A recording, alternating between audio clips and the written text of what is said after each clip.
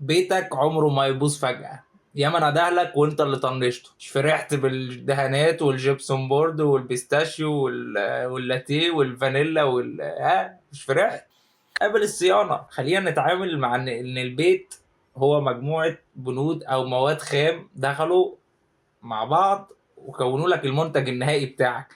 أي حاجة من دول لها عمر افتراضي وليها سوء استخدام، فمع مرور الوقت انت محتاج تصين الاجزاء بتاعة البيت ديت طبقا لكل بند. اول حاجة، اخبار رطوبة الحوائط ايه؟ في حيطة عندك ناحية الحمام او المطبخ غالبا كده بتلاقيها من الناحية التانية نفخت ونزلت لك شويه قشر زي قشر البيض المسلوق، حاجه في منتهى المسلوق فعلا. دي علاجها ايه؟ علاجها عندي ان انا انضف كويس، سيبها تنشف لو لسه بتجيب ميه، واشوف السبب بتاع التسريب بتاع الميه بتاعها ده ايه، وابص على السقيه من الناحيه التانيه معزوله تمام. انت عزلت الحمام اصلا ولا لا؟ ما علينا. بالنسبه للحيطه ديت هنديها سيلر ومعجون مقاوم ودهان مط، ماشي؟ ده علاجها يا برنس. ادي خلصنا من مشكله الرطوبه بتاعه الحوايط. تعال نبص للكهرباء. اخبار الكهرباء معاك ايه؟ فاكر الكهرباء؟ لو انت عندك اللمبه بتفصل لما بتشغل السخان والكاتل والميكروويف مع بعض، فانت محتاج تراجع نفسك وتتصل بالكهربائي فورا، لان كده في دايره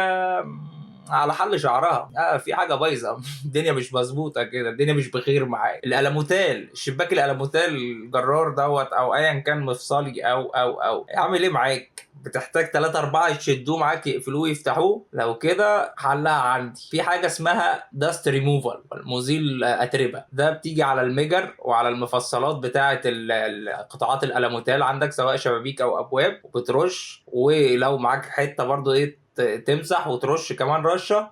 شوف هتلاقيه بيقفل ويفتح معاك فريره. ويبقى ادعيلي. خليك فاكر ان بيتك لما انت شطبته وقعدت فيه هو انت كده ما خلصتش، هو كده ابتدى يعيش، ومع المعيشه بيظهر الاحتياجات بتاعته. والاحتياجات دي ابسط حقوق البيت انك تصينه. لو عندك اي استفسار في الصيانه او عايز اي صيانه في بيتك اكتب لي كومنت، ابعت لي رساله. لغيني، انت مش غريب، انت بقيت صاحب مكان. سلام.